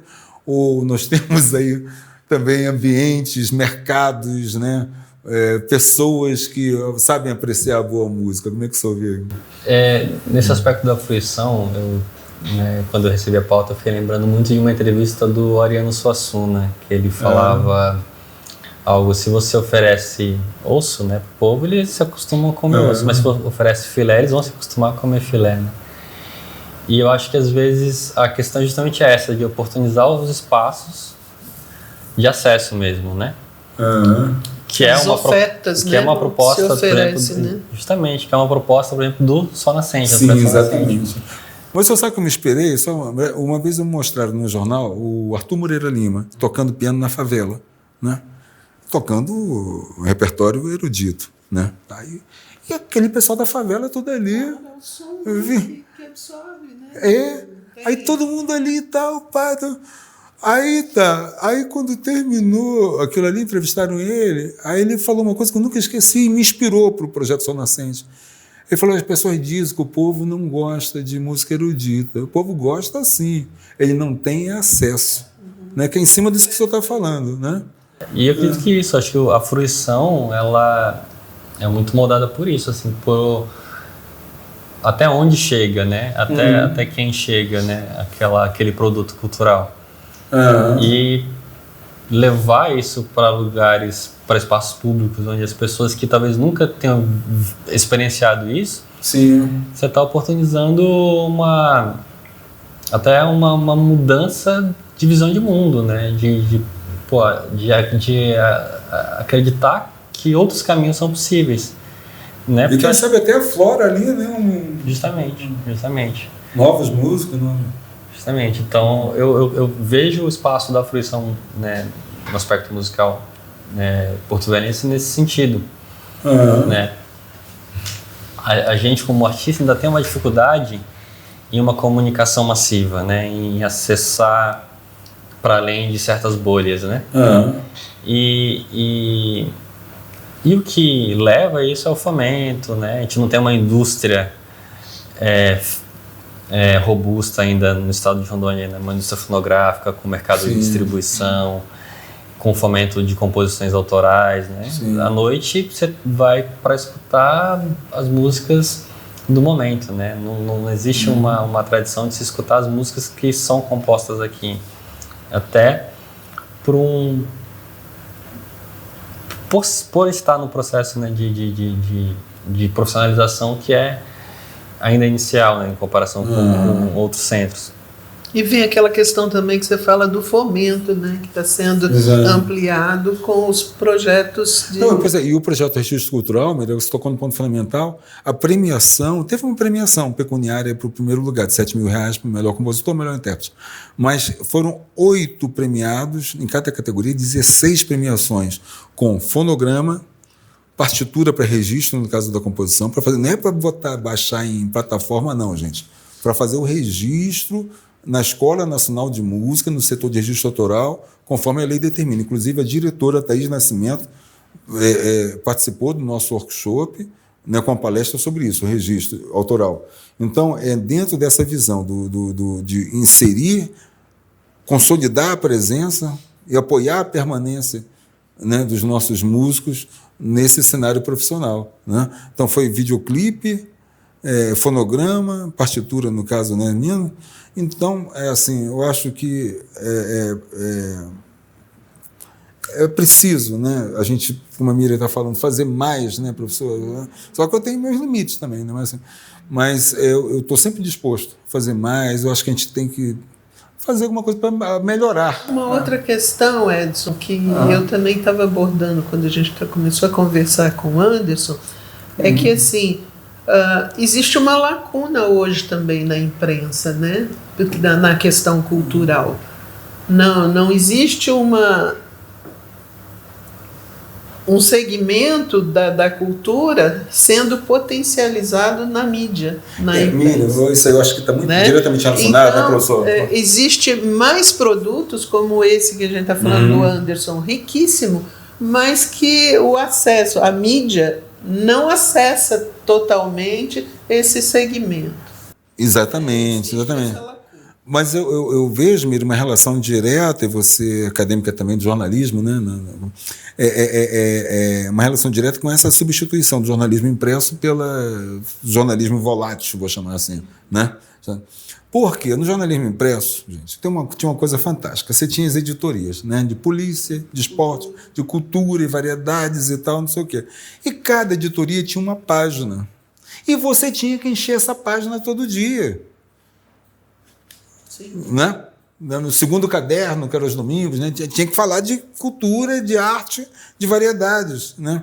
Então, a mídia impressa ela tinha essa vantagem, porque ela vinculava, né, a gente às pautas. Eu tinha que polícia, você tinha que fechar uma página de polícia. Se ninguém matasse ninguém, era uma tragédia. Né? Você escreveu o quê? Né? Mas você tinha às vezes lá, pô, ninguém matou ninguém hoje, o que eu faço para fechar a página? Então, aí fazer aquelas matérias suíte que chama, né? Ia buscar lá o assassinato do Olavo Pires, não sei o quê, né? 20 anos sem ser elucidado, era para preencher a página. Mas, bom, e cultura, né? Fazia a gente ir atrás dos artistas, né? Eles sabiam que tinha uma porta aberta. Ele sabia que chegou ali, ele tinha uma página a ser preenchida, e você lembrou aqui nosso amigo, o José Ailton, Bahia, né? Ele, junto com o Selmo Vasconcelos, tinha aquele Alto Madeira Litero-Cultural, lembra disso? Né? Do Silvio Santos, né? No Diário da Amazônia. Né? Então, assim... Então, hoje é uma lacuna. Hoje é uma lacuna que nós estamos procurando preencher aqui. Por isso que o Rondocast é diferente. O Edson Lustosa nunca tinha feito um festival de música. Quando fez, todo mundo gostou, disse que o modelo que eu usei, inclusive a forma, né, de julgamento, de avaliação, foi revolucionária nesse diálogo, nessa interação, então deu certo. Né? O Edson Lustosa nunca tinha feito podcast, está fazendo agora. Né? Então, assim, o que eu procurei trazer? Procurei trazer essa herança boa da imprensa impressa, né, do papel, que é de nós termos as editorias. Então, dia de quarta-feira é cultura. Né? Você que está assistindo aí, seja ao vivo agora pelo Face. O nosso primeiro convidado, Anderson, de alto nível, né? Dois convidados, né? São dois convidados, né? O Bem-vindo Pai e o Anderson Bem-vindo, né? Na verdade, dois convidados. Essa riqueza da produção dele, né? Exato, né? E esse resgate de memória que ele nos oferece, né? Do Bem-vindo. Então, gente, é isso que a gente está se propondo aqui, tá? Eu comecei às sextas-feiras, né, com o padre Marcelo José falando de espiritualidade, segunda-feira política, fizemos com o vereador Marcos Combate, terça-feira saúde, vamos estrear na próxima terça, e quarta-feira cultura. Anote, você que gosta de arte, de cultura, anote aí, quarta-feira, cultura, 13h, Edson Lustosa no Facebook, ao vivo, e depois no canal Rondocast no YouTube. E, por favor, sugira pautas, né? Faça perguntas, nós vamos atrás das pessoas aptas a responder. Né? Essa interação é fundamental, né, Miriam? A gente está aqui para isso. Né? E, professor, eu vou voltar aqui na minha pauta aqui, né, é sobre o ensino da música, que eu queria falar um pouco, né?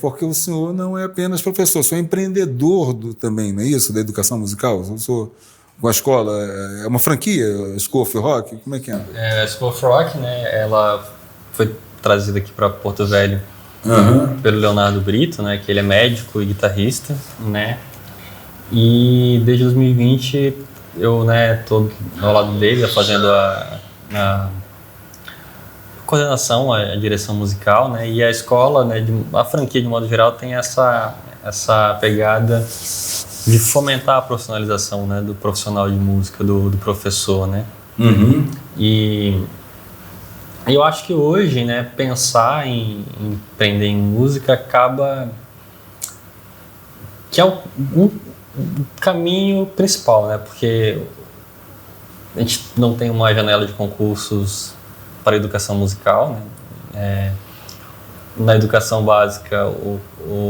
a música é um componente curricular diluído em artes, e às vezes a gente não sabe, assim, a gente sabe da dificuldade de formação, né, da educação artística para abordar todas as formas de artes.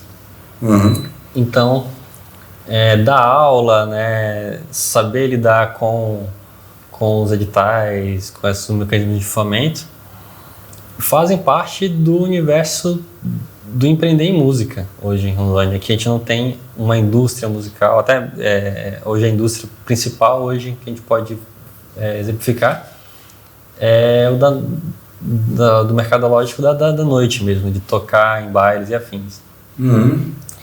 E pensar em dar aula é também pensar em como você vai gerir a sua carreira enquanto professor, né? E estar à frente da escola é uma oportunidade muito, muito interessante para mim de colocar isso em prática, né? De poder contar com profissionais, né, da área que também estão nessa mesma pegada de se profissionalizar, de aprender como empreender musicalmente, como se tornar um professor e um gestor, né, do seu ofício. E eu acho que o desafio é esse, assim, né, de criar músicos que entendam a profissionalização para além do requisito técnico, mas para como eu faço essa gestão, né, de tempo, de carreira, como eu dou uma aula e tem um reconhecimento financeiro, né, devido a respeito disso. Eu acho que é muito dentro desse escopo, né, e a gente vê, né, o impacto que isso gera, né. A escola, a gente tem hoje cerca de 180 alunos, né, então são para além. Quais são os cursos? Guitarra, contrabaixo, violão, piano, teclado, técnica vocal, e também a bateria, né, claro, e as aulas em grupo de bandas, né, tem essas dinâmicas de oferecer os ensaios. Interessante, né? Não tinha visto ser oferecido ainda. Já tinha aqui em Portugal? Já. Eu acho que foi pioneiro, assim, foi pioneiro. Então, nossos alunos, eles sempre, a cada quadrimestre, final de quadrimestre, eles realizam shows mesmo com repertório temático, né? Então, a gente já fez repertório de classic rock, eles já tocaram Pink Floyd. Olha aí. Então, eles executam shows mesmo, né? Não é uma música, né, uma música específica. Eles preparam um show dentro de uma temática. E vai formando grupos no hall de alunos? Vai formando grupos, exatamente. A gente fomenta sempre a interação entre eles. Pois é, esse aspecto gregário, né, que eu acho importante, né? Porque é onde a música se consolida, ela se concretiza, né? Então, primeiro esse aspecto, você aprende a tocar um instrumento, você aprende a tocar esse instrumento com o seu grupo, e aí o aspecto final é o aspecto em que você apresenta isso para o público, né? Assim a obra fica completa, né? E é isso, então a gente tem ocupado casas de shows, né, desde 2020. E onde é que fica a School of Rock, professor? Fica na rua Herbert de Azevedo, 1833, né, entre a Brasília e Getúlio Vargas. Aqui nessa direção também? Aqui pertinho, vizinho daqui. Se a pessoa quiser obter mais informações, tem um site? Tem um site, né? Se jogar School of Rock Porto Velho, né? Vai encontrar, a gente está no Instagram também, né? E um telefone para entrar em contato? O telefone pode ser o meu mesmo, 9346-2311. Então, e aí a gente vai, né, direcionar o aluno. A gente tem programas para alunos que não tem nenhuma experiência musical anterior, mas ali a gente vai construindo essas habilidades pouco a pouco para desde o início ele ter essa experiência contextualizada, essa experiência de tocar em banda, né? Então, mesmo que o aluno não saiba nada, desde o início ele vai aprender esses elementos, os fundamentos, para já ter essa experiência coletiva, que é... E pode iniciar com que idade? Tem as musicalizações, a partir dos 3 anos de idade, tem 3 anos. As turmas de musicalização infantil, e dos 7 anos em diante a gente tem o ensino individual do instrumento, com a articulação dos ensaios em grupo. Professor, muito obrigado. Antes de passar a palavra, né, para a gente encerrar aqui, eu queria primeiro agradecer, né, a você que está acompanhando o nosso trabalho. O nosso podcast é diário, variando a temática, cada dia da semana, e dizer que nós estamos abertos para a interação. É muito importante você interagir com a gente, para a gente poder atender efetivamente aquilo que você deseja, né, como alguém que está fruindo do nosso trabalho. Eu queria também fazer uma observação. Você pode antecipar perguntas, né, questionamentos que vão nos ajudar a elaborar as nossas pautas em saúde, política, legislação. Amanhã é sobre legislação. Temos espiritualidade com o Padre Marcelo José. Então você pode mandar os temas, né, os questionamentos, né, manda para mim no meu perfil, comenta aqui mesmo nos comentários desse vídeo, que fica mais fácil para a gente operar. E dizer também que nós... hoje era para estar aqui com o Alexandre Dourado, se Deus quiser ele vai estar no próximo, né, no nosso próximo podcast. Hoje não foi possível, mas estivemos aqui com a presença da Miriam, Penha Franco, que é a nossa colega jornalista que vai atender com a gente a área de saúde toda terça-feira, né? Hoje nós falamos de um tema, inclusive, que é essencial para a saúde, que é a boa música, e não por acaso, no dia 10 de fevereiro já está pautada uma musicoterapeuta aqui, a Silene, acho que é Silene o nome, de uma clínica musicoterápica que nem sabia que tinha em Porto Velho, né? Descobri e vem aqui falar uma musicoterapeuta, né? Então, você tem dúvidas sobre musicoterapia? Já pergunta aí, né? Tá. Miriam, como é que foi? Você gostou de participar aqui, ficar do lado do Edson Lustosa 1h30 aqui? Foi aprazível? Inicialmente um pouco assustada, porque é a primeira vez, né? Mas gostei e me senti muito lisonjeada e principalmente muito legal de ter esse contato com o Anderson, né? Porque a gente conhece esporadicamente, né? Mas nunca tinha tido assim essa possibilidade de estreitar essa conversa, né? Muito bom, muito bom. Eu assim agradeço e assim desejo assim o maior sucesso e que seu trabalho se amplie, que ramifique muito, né? Porque está com a escola e que as pessoas a partir daqui possam ter esse conhecimento de que pode ter esse acesso com a escola e principalmente apreciar o seu trabalho, né, a sua obra. Eu agradeço. Professor Anderson, suas considerações? Maravilhoso, agradecer também essa oportunidade de a gente trocar esse papo, né, descontraído, falar sobre essa temática que para mim é tão valorosa, que é a música, né, que orienta toda a minha vida.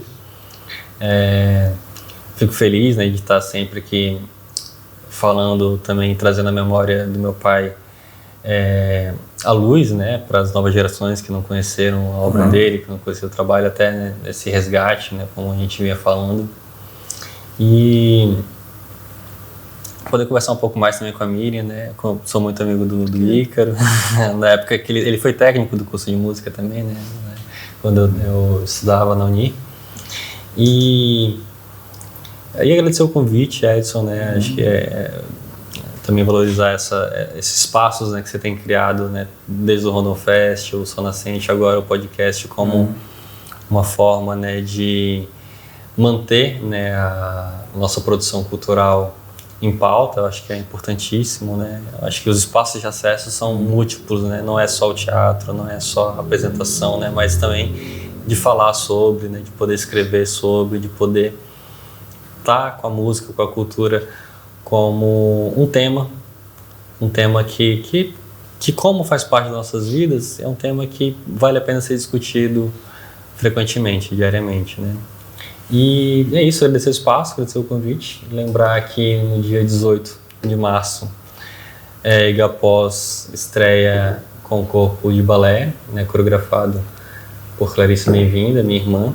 Então acho que tem um caráter até especial, né, de ser nossa primeira apresentação juntos, assim. Também, querendo ou não, isso é fruto do legado, né, do Bem-vindo Pereira, o vulgo meu pai, e que tem frutificado, né, em arte, né, e que é primordial para a vida, primordial para a nossa socialização, para a nossa construção de sociedade, para a construção de uma Porto Velho cada vez mais rica. Eu acho que passa pelo aspecto artístico e cultural. Bom, agradecendo mais uma vez, com produção executiva do Elton Nogueira Santos, direção aqui do Edson Lustosa, que eu vos falo, todo dia, 13h, nosso RondoCast.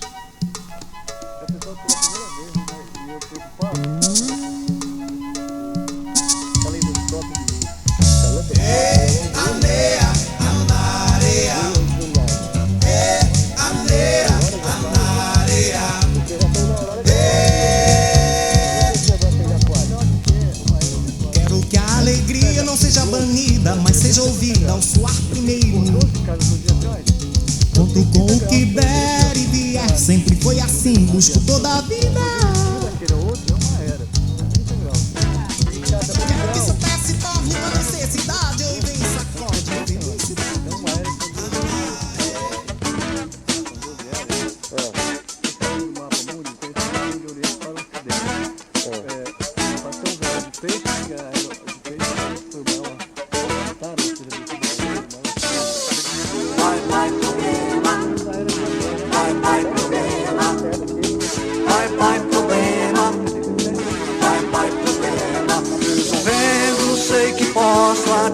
ser, mas dá um tempo.